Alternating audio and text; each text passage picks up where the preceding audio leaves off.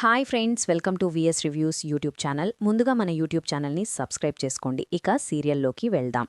రాజుని అరెస్టు చేసిన నందు రాజుని విడిపించి గతం గుర్తుకు చేసి రేఖకు షాక్ ఇవ్వబోతున్న మినిస్టర్.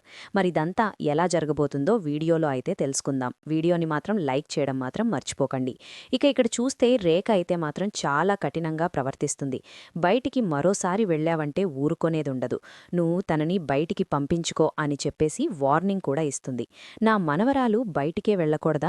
అసలు నువ్వు ఏమనుకుంటున్నావు అని చెప్పి అపర్ణ అడగబోతూ ఉండగా ఇక ఇందు అయితే ఆపేస్తుంది.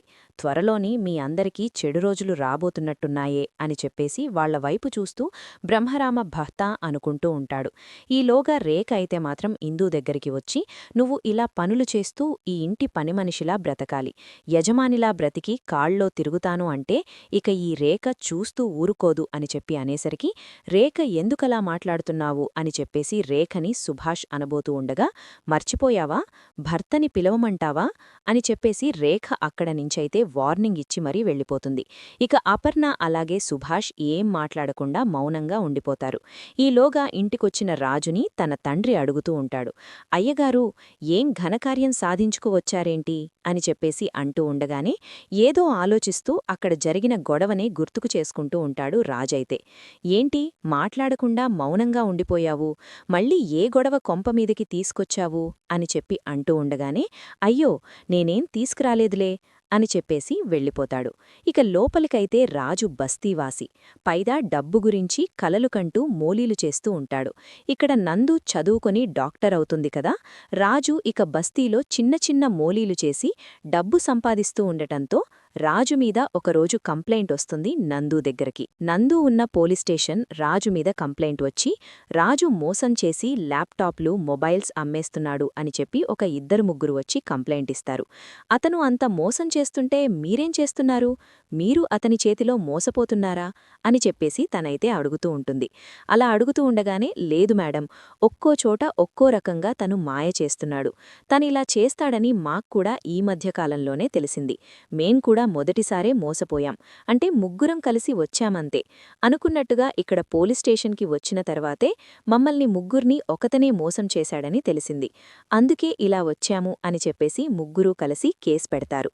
అలా కేసు పెట్టడంతో ఇక నందు వెళ్లి రాజుని అరెస్టు చేయబోతూ ఉండగానే, ఏంటమ్మా, మా వాడిని ఎందుకు అరెస్ట్ చేస్తున్నావు, మా వాడు ఎప్పుడూ తప్పులు చేయడు, అలా ఎవ్వరినీ మోసం చేసే మనిషి కాదు, పిచ్చి పిచ్చిగా మాట్లాడకు, మా వాడు అసలు ఎవ్వరి జోలికి వెళ్లడు అని చెప్పేసి తిరగబడబోతూ ఉంటుంది. ఇక నందుపై రాజు తల్లి అయితే, ఏంటి కొడుకుని వెనకేసుకుని వస్తున్నావ్, వీడు ఉదయం లెగిస్తే ఆ చెత్త బ్యాచ్ని వేసుకుని బలాదూరు తిరగటం తప్ప అంతకు మించి వీడు చేసింది ఏ రోజైనా ఘనకార్యముందా, వీడు డబ్బు సంపాదించాలని కలలు కంటూ తప్పుల మీద తప్పులు చేస్తున్నట్టున్నాడు, అందుకనే నువ్వు వాడిని సపోర్ట్ చేయనవసరం లేదు, జైలుకు వెళితే వాడికి బుద్ధైనా వస్తుంది, వచ్చిన తర్వాతైనా వీడు మారుతాడు, ఏంటండి మీరు కొడుకుని పట్టుకొని అలా మాట్లాడుతారు, నేను చెప్పి చెప్పి విసిగిపోయాను అని చెప్పేసి అంటూ ఉంటాడు. ఈలోగానే ఇక పద, నిన్ను పోలీస్ స్టేషన్కి తీసుకువెళ్ళాలి, నువ్వు మోసం చేసిన వాళ్లందరూ కంప్లైంట్ ఇచ్చారంటూ తనని పోలీస్ స్టేషన్కి తీసుకుని వెళ్ళిపోతుంది నందు. అయితే తన కొడుకుని ఎలా తను తీసుకువెళ్ళిందో అలాని వెడక్కి తీసుకురావాలి, లేదా నేను భోజనం కూడా చెయ్యనని చెప్పి భీష్మించుకు కూర్చుంటుంది రాజుని పెంచిన తల్లి. అయితే వాడిని తీసుకురావడానికి నానా పాట్లు పడుతూ ఉంటాడు. దీనికోసమైనా వాడిని బయటకి తీసుకురావాలి కదా, ఇప్పుడు ఏం చెయ్యాలో ఏంటో, ఇప్పుడు మా వాడు అరెస్ట్ అయ్యాడ్రా బాబూ, నా భార్య భోజనం కూడా చెయ్యనంటోంది, వీడు చూస్తే బలాదూరు తిరుగుతూ ఇలా ఏదో ఒక తప్పు చేసి ఇంటి మీదకి ఏదో ఒక గొడవ తీసుకొస్తూనే ఉన్నాడు, వీడికి ఎంత చెప్పినా అర్థం కావడంలేదు, బాధ్యత కూడా రావడంలేదు, ఇలా అయినా బాధ్యత వస్తుంది అనుకుంటే నా భార్య భీష్మించుకు కూర్చుంది అని చెప్పేసి అంటూ ఉంటాడు. ఇక సరే అయితే మినిస్టర్ గారిని కలుద్దాం, ఈ మధ్యకాలంలో మినిస్టర్ గారు ఎవరొచ్చినా పర్మిషన్స్ ఇస్తున్నారు, అలాగే వాళ్ల కష్టాన్ని అర్థం చేసుకుని ఆయనైతే సపోర్ట్ చేస్తున్నారు, మనక్కూడా మినిస్టర్ గారు ఏదైనా సపోర్ట్ చేస్తారేమో, మినిస్టర్ గారి పిఏని కలిసి ఆయన కలిసే అవకాశం ఉందేమో అడుగుదాం అని చెప్పేసి అంటూ ఉండగానే, సరే అని చెప్పేసి ఇతని తండ్రి అయితే బయల్దేరతాడు. మినిస్టర్ దగ్గరికి అవకాశం వస్తుంది, లోపలికైతే వెళ్తారు. అలా వెళ్లేసరికి ఇక కొడుకు రాజు గురించి చెప్తాడు. అలాగే ఇక తను అరెస్ట్ అయ్యాడు, ఎలాగన్నా మీరే విడిపించాలి, తను అలా అని పెద్ద పెద్ద తప్పులు చేసి మోసం చేసే మనిషి కాదు, డబ్బు సంపాదించాలని ఇలా ఏదో చిన్న చిన్న పొరపాట్లు చేస్తాడంతే. మీరే ఎలాగైనా దగ్గరుండి నా కొడుకుని కాపాడాలని చెప్పేసి అనేసరికి, సరే నేను చూసుకుంటాను, మరోసారి మీ వాడిని ఇలాంటి తప్పులు చెయ్యొద్దు అని చెప్పుతూ మినిస్టర్ అయితే పర్మిషన్ ఇస్తాడు. ఇచ్చినట్టుగానే ఇక పోలీస్ స్టేషన్కి నందుకి కాల్ చేస్తే నందు అయితే అస్సలు నెక్క చెయ్యదు. ఎవరు కాలొచ్చినా సరే ఇంకిలా మినిస్టర్ డైరెక్ట్ అటుపక్కకి ఏదో పని ఉండటంతో మినిస్టర్ పోలీస్ స్టేషన్కైతే వెళ్తాడు. అలా వెళ్లేసరికి పోలీస్ స్టేషన్లో రాజుని చూసి షాక్ అయిపోతాడు. ఏంటమ్మా, ఇతన్ని అరెస్ట్ చేశావేంటి?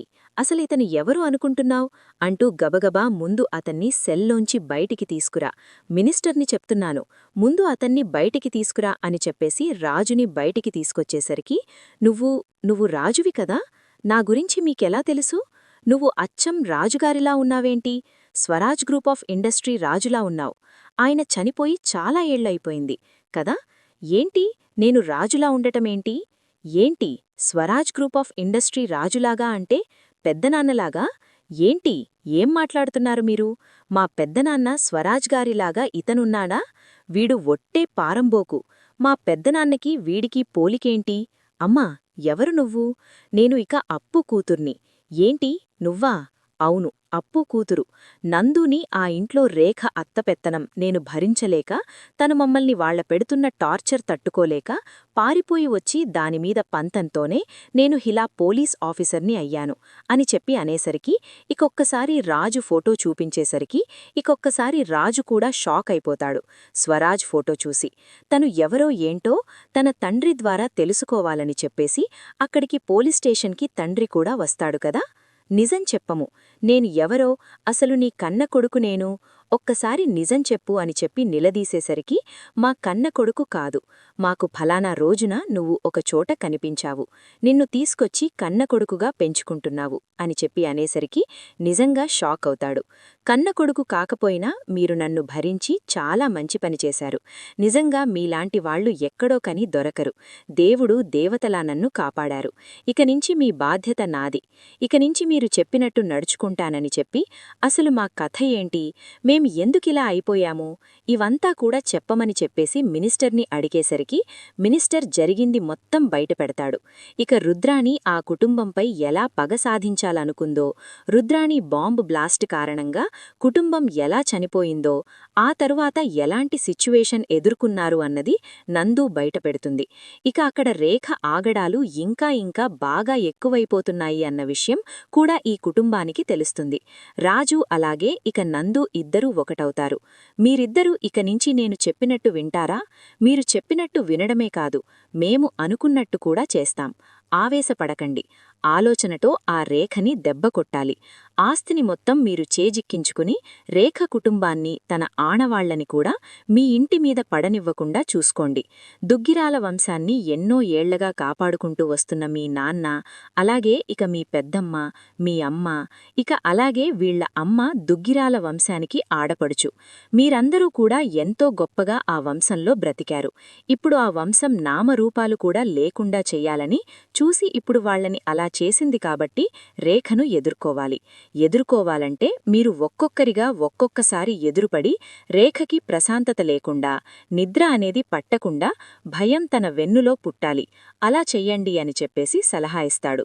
మీరు అన్నట్టు మేము చేస్తాం. మేము ఖచ్చితంగా మా కుటుంబాన్ని కాపాడుకుంటాం. ఒక్కసారే స్టెప్ తీసుకోమని చెప్పేసి చెప్పడం, ఒక్కొక్కసారి ఒక్కొక్కరిగా కనిపిస్తారు, ఒక్కొక్క ఆట ఆడుకుంటారు. రాజు తన అసలు రూపాన్ని చూపించకుండా రేఖ దగ్గరికి వచ్చి, నువ్వు మీ అమ్మ కలిసి బాంబు బ్లాస్ట్లో చంపేసి దుగ్గిరాలవారు ఆస్తిని సొంతం చేసుకోవాలని చూస్తున్నారు. ఆ ఇంట్లో ఇందూని పనిమనిషిని చేశారు.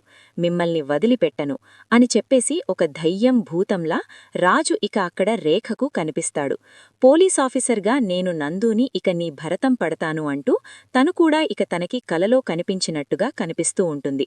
అలా వెన్నులో వణుగు పుట్టించి నిద్రనిప్పులు లేకుండా తన గతం గురించి ఎవరో ఉన్నారు తెలిసిన వాళ్ళు, తన వాళ్ళు ఇంకా ఉన్నారని చెప్పి ఆలోచిస్తూ ప్రశాంతత లేకుండా చేస్తారు. మరి ఖచ్చితంగా ఇలా అయితే జరగబోతోంది. రేఖకు ఊహించని షాక్ అయితే ఎదురవ్వబోతోంది. మరి ఇలా జరగాలని మీరు కోరుకున్నారా? అయితే వీడియోని తప్పకుండా లైక్ చేయండి. మీరిచ్చే ఒక్క లైక్ మాకు సపోర్ట్ అండ్ ఎంకరేజ్మెంట్గా ఉంటుంది.